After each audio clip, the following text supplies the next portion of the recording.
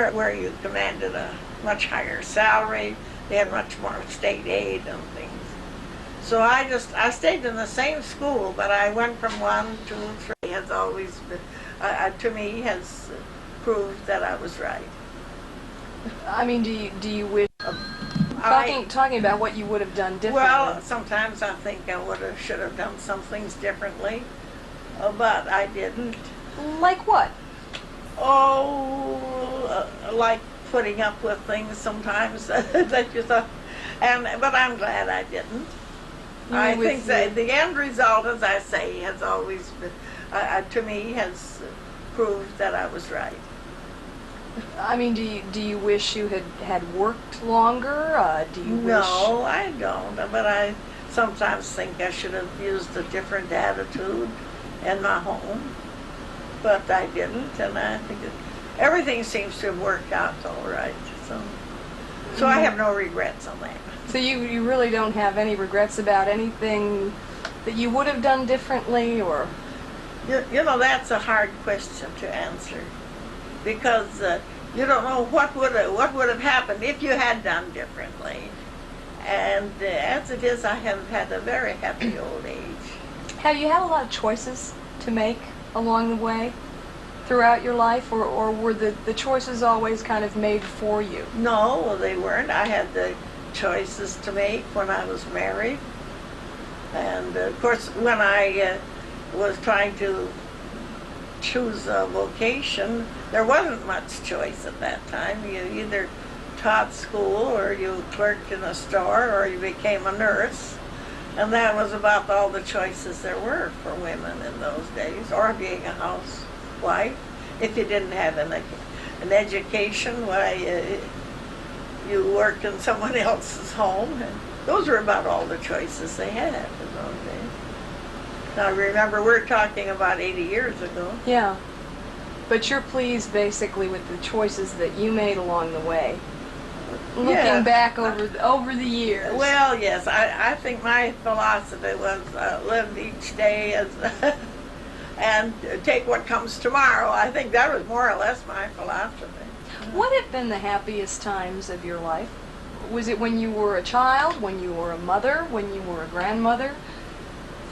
I never really thought about that a lot. I was very happy. I naturally have a happy disposition, and I never looked on the dark side of things. So no matter when I think other people would have thought, how can she stand it? I wasn't too unhappy. I always enjoyed my family. Do you think you've had a tough life, or would you say it's been pretty easy and comfortable? Well, it was pretty tough once in a while, especially during the time when there were 8 children and very little money, and it meant a lot of figuring how to make ends meet. And how did you make ends meet?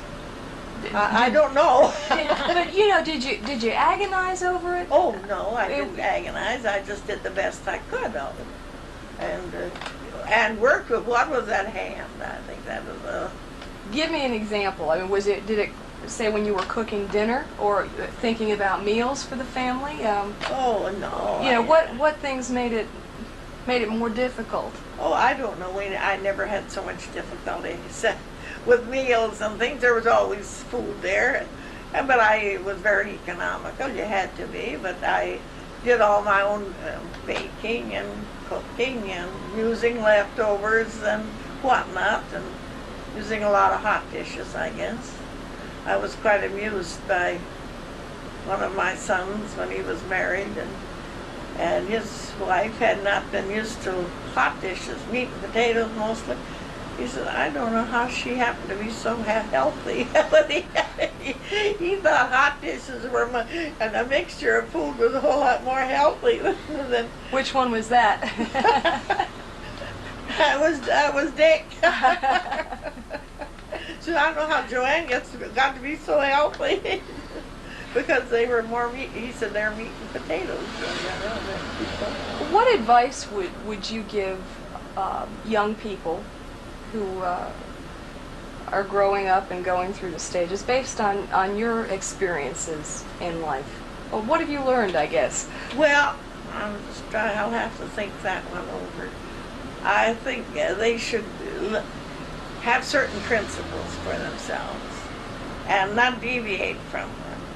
And just always, I know when I would say, well, I must always be able to respect myself. That was one thing, yeah. And just hold up certain standards for yourself and then live up to them. I think this You mean like don't lie, don't cheat, don't cheat, and all of those things. Just live by the golden rule too, I suppose, more or less. I think people forget about the golden rule and the 10 Commandments nowadays. And I sometimes think if everyone would remember that, we wouldn't have nearly the trouble we have in the world. Religion has always played a role in your life, or no? Well, it has in a way. We were always attended church. We never missed a Sunday when we were small. Went to Sunday school and then YPA and all those things. And then there was a time when the children were small when I did not go to church that much. And when a minister asked me one time why I wasn't coming to church that often, and I said, well, now, I don't get anything out of the service. I'm worried all the time that the children aren't behaving and they're bothering. And I said, now tell me honestly. I said, doesn't it bother you when there are children in the audience and are restless and so? And he was a very honest man, and he thought for a minute. He said, my own yes. Somebody else's no. I thought that was a pretty clever answer. So when you had the large family, you kind of didn't go to church as often? No, I saw to it that the children went to Sunday school, but I didn't go every Sunday. Sometimes, not for some time. But then you got back into it. Yes, but one of the reasons for that was my husband was in schoolwork. And many times there was not a church of our denomination or anything near that denomination. And so that too was a deterrent from my going to church. And now religion is very important in your life. Would you? Yes, I would say so. I have so many wonderful friends that are also associated with the church. And we have really make life more enjoyable for each other. What do you most want your children and your grandchildren and your great-grandchildren to remember about you?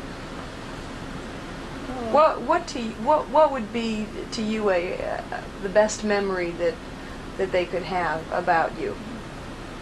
Well,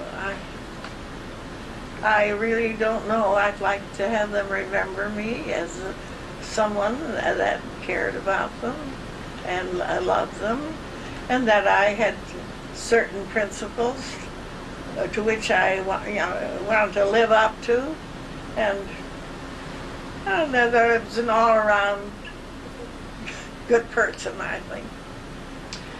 You never learned to drive a car. No, I didn't. Why not? I tell you, my husband was very jealous about his car always. And he had to be back of the wheel, always. And so I never, and then with the small children, in the beginning, it was almost impossible to learn to drive a car. And then when he was dying, he said, Mother, now you're going to have to learn to drive a car. And I said, well, I'm too old now. So you never learned? No. Well, I was 67 years old, and that's pretty old. Grandma, are you sorry that you never had a career? No. In the sense that I guess women of the 80s have careers. Well, no, not really, because I was too old before women really got into careers. But do you think you missed out on something? Well, I really enjoyed the 3 years I taught school. They were among the happiest days of my life. I loved the school, and I loved the work, and it was a very pleasant experience for me. And I'll have to tell you about this school. The schools in those days were very different from now. They had many of these one-room country schools, and in fact, if you lived more than 2 miles from town, there would be another district, because there were no cars in those days, and people just had to rely on horse and buggy.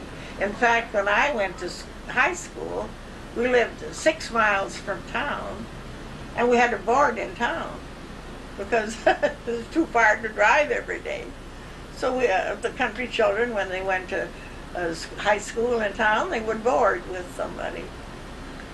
And so that was entirely different than now. But go ahead. And I went to this country school in a little town named Biscay, and we had a large school. It was a town connected with it. And one teacher taught 67 pupils from 1 to 8th grade. And she really did a good job, because I often think I learned as much there as my grandchildren who gone from one grade to the other, because in arithmetic, she even had some algebra for me, that she introduced me to the actual algebra in the country school. But when you started out on your career and teaching, do you wish you could have made that more of a career? I don't know.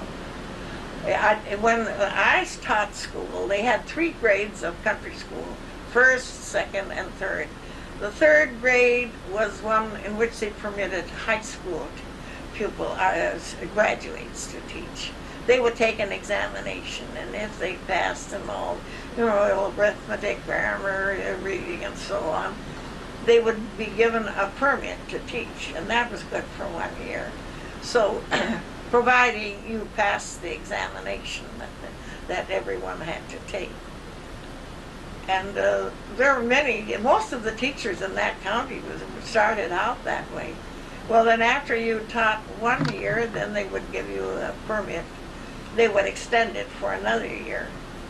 But by the time you had gone 3 years or 2 years, then you were eligible to teach first grade, where you commanded a much higher salary. They had much more state aid and things.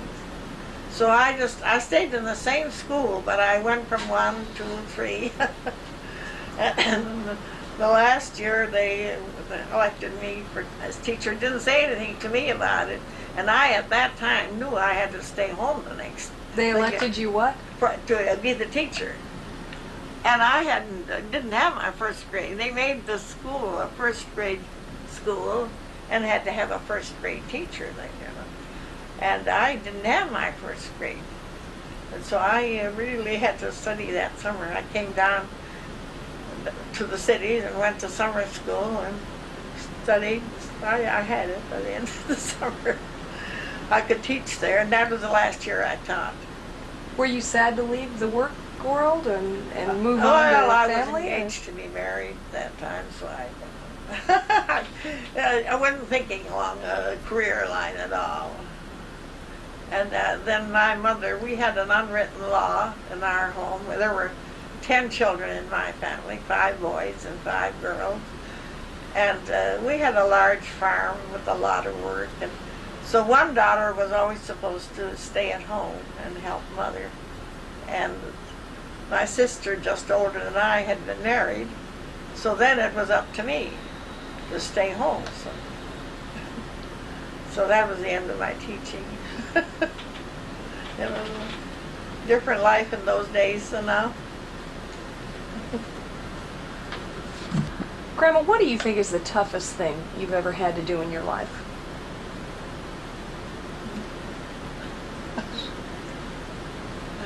I can't. I don't know. There were a lot of tough things to do, but I can't think of any one thing that was. Well, I sometimes think of that trying to get my first grade certificate.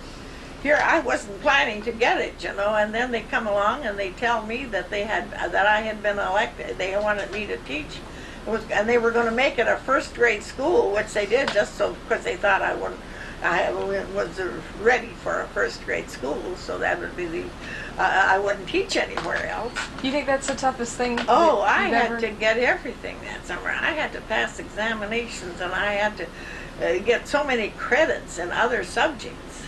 And when I came down here to summer school, they weren't offered. So I just had to study by myself. I really... And how old were you then? I was about 19. I really worked hard that summer. That was about the toughest thing I ever did. Just the studying and... Well, and then hoping you'd make it, you know. And then worrying for fear you wouldn't make it. But it worked out all right. I got another current kind of slanted question here. Do you consider yourself a feminist for women's rights? There have been so many changes that you've seen in your lifetime in the role of women. Yeah. Well, I am a feminist to a certain extent. I think that women should be paid equal money for equal work. But when they get to wanting to change the words in church, when they can't say, well, a father, God, the Father, and they object to saying Father, and they'll want to substitute her for his in the hymn books. I think that's rather silly, because I think God is. I don't regard him as either feminine or masculine. He's more of a spirit, and when they go nitpicking like that, I think it's ridiculous. That's the only experience I've had with feminism. We've had that. We keep talking about how much times have changed since you were young, and you've lived through all these changes. So many more women are out in the workforce. We have working mothers. You basically set your career aside to raise your family. Yeah. Do you think it's good that women are leaving the home and staying out in the work world, putting their children in daycare? Different from what you did. Well, I know what everyone is different. I think a woman that has the education, she wants to try it out, and she's no longer satisfied to stay in the home. I do think it has had an effect on the economic situation in the country, because there wouldn't be so many men out of work if the women were staying home. It has a lot of repercussions. I don't think that they should stay home. No, I have no feelings about that, and I can understand why it would be very boring to stay at home. I know how I felt once in a while. Nothing but children to talk to. It gets very boring, and anyone that has really ever been out in the work world is it gets frustrated, I think, by staying at home. Okay, let's go back and look at some of the history, starting from the beginning. Tell me a little bit about your grandparents. Do you remember them? Oh, I remember my mother's parents with a great deal of love and affection. They were very wonderful people, and they loved their grandchildren so much. And every year they would come to visit us, and they'd come in the fall and stay for several weeks. And my grandmother could tell the most wonderful stories. She would maybe have been a good actress in her younger days. She was so dramatic, and she would read stories. She'd read old books sometimes during the year and then tell us the story. She would have us all sitting around her chair.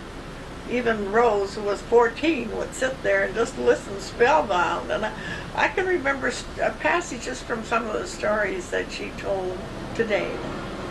And they were just marvelous parents. Now, where did they come from? They originally came from Germany. What brought them to Minnesota? I don't know. I think it must have been the opening up. They came here before it was a state. And grandfather, on the way over to Minnesota, evidently ran into a land agent.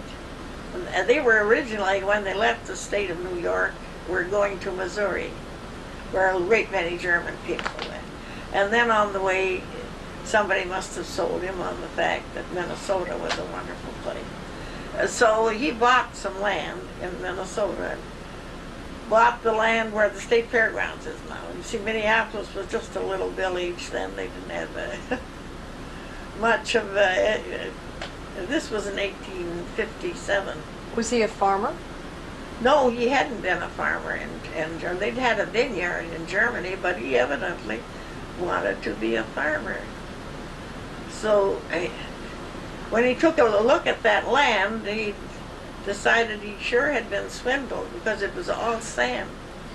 So he sold it and then decided, they told him St. Cloud was such a large city. And when he got there, there was one blacksmith shop and a post office. But there were the land was being opened up around St. Cloud. And then there was a Catholic priest had been sent there by the church to get Catholics in there. So I guess he was to get 50,000 Catholics in that area. And so when grandfather wanted to get land, they told him there wasn't any available. So they blazed a trail 30 miles out through the woods. And they were the first, that made them the first white settlers beyond at Painesville, where they were the first white people. They had to go 30 miles through the woods to get there. And then they had a family. They had a family, yes. And grandfather was a very, well, he believed in all the good things that should happen to a community. And he was the first postmaster there. He was, after the Civil War, he was appointed postmaster in 1867. They had the post office in their home. And they want to hear the story of the Civil War, or is that later? No, go ahead. Well, go ahead. Oh, grandfather left Germany when he was 18 because he didn't want to be in the army. At that time, every 18-year-old young man was conscripted into the army in Germany. So I don't know if he left there with a consent or left secretly, but he came to the United States. And he met my grandmother in the state of New York, and then they were married, and then they came on to Minnesota. And they had to hew their farm out of the forest. It was all woods there. I don't know where he got the money, but he had it. I think he maybe brought it from Germany. But the first draft in the Civil War, he was drafted. And at that time, if you paid, it was either $300 or $350, you could, someone would go in your place. So he paid his money and stayed home, you know. And then a couple of years later, he was drafted again. So then he paid his money again. He paid this. This is what makes me wonder where he, money was very scarce in those days. You know, wages were $100 a year. Where he, so I decided he must have brought the money with him from Germany. And then he stayed home again, and then he was drafted a third time. And this time they said, you can't pay, you've got to go. I guess they were getting so short of people. So he and a neighboring man got up at 4 o'clock in the morning and walked to St. Cloud, which was 30 miles, to be inducted. And when they got there, they said, well, the war's been over for 6 weeks. And my grandmother would tell that story so many times, and she would say, and she was so nervous. There were Indians around, you know, they had Indians that tried to burn their house, and they burned the church, and it was at the time of Indian outbreaks, yeah. And so Grandpa, she couldn't go to bed that night. She was afraid, you know. And she heard the little dog barking, and she was sure that it was Indians or bears. And then the door opened, and she clapped her hands, and there was your grandpa back. He had walked 60 miles that day. He'd gone to St. Cloud, and they told him the war was over, and they turned right around and walked back home. What was your childhood like? Was it a happy childhood? Yes, very happy. What did you do for fun? That's what I'm wondering. I was kind of by myself. My younger sister was 5 years younger than I, so she never was a playmate. And I had a brother that was 2 years older than I. So I can remember playing by myself a lot, but just I had a wonderful imagination, and I can remember making playhouses. And my older sister, they would sometimes I can remember them laughing. I'd be talking to my dolls, I guess. Sure, these days kids have video games. Oh, yeah. And everything is It. high tech. What did you do for enjoyment? I can only think of reading. And we always had quite a bit of reading material, and that was unusual too, because most people didn't have a daily paper or anything. And but we always subscribed to magazines. I can remember getting the Ladies' Home Journal back then. Were you an outgoing kid? Yes. Did you like school? Oh yes, I loved school. And I was kind of the ringleader always. In what way? Every way. Leading the other girls on to things, and I was always lively, of course, and so I was. The boys, they'd always choose me first for games because I was, like that. But the girls didn't seem to resent it. I can remember leading the whole gang. The boys, we had a big pond at school, and the boys all had skates, and then they would give the girls rides, back where they'd skate, and we'd zip around and try to, shove us around on the pond, like they do. And so one day they said, well, you girls wouldn't have any fun if we weren't here. It made me mad, and I said, we'll show them. So there was a river nearby, so we all went down to the river to skate. Pretty soon they were all there. So you went to a one-room Oh, school? yes, one-room school. And you graduated from high school? Yes, in Hutchinson, not there. I graduated. You had to pass examinations to be eligible for high school. Yeah, they had some pretty stiff examinations too. And then you would, if you had your certificate for every study, they would accept you in that town high school. Was it normal for everyone to go on to high school and finish high school? No. So you were kind of an exception in that way. I was the only one in my class, and the next year one other girl. And from there went on to high school. And what about in your family? Did everyone go on to high school? Or? Well, I think when I was one of the younger ones. And the old sister next older than I did not go. I don't know if she never, but she did go over here to the farm school afterwards. And my sister Rose went to school and didn't like it in high school. But she later went to junior college and then St. Cloud. Normal, they call it then. It's not college, but it is St. Cloud. But I went on. In fact, I went a year longer than I had to. I had passed all the exams when I was in time. I was 11, and Dad says, "Well, you're too young to." I had a board in town. You're too young to go. You might as well go here another year. You can always learn something. And that's when the teacher got some civic books and algebra, and took time out with all those other kids to have a class of. And I learned a lot of algebra from her. It made it very easy in high school afterwards when you had that. You have always enjoyed reading. You love to read books. Yes. Still. Do you have a favorite book? Oh, I don't know. I had so many favorite books. I used to, when we had English in high school and we'd study the different authors, I'd go to the library and I'd read every one of the books he wrote. And I like Scott,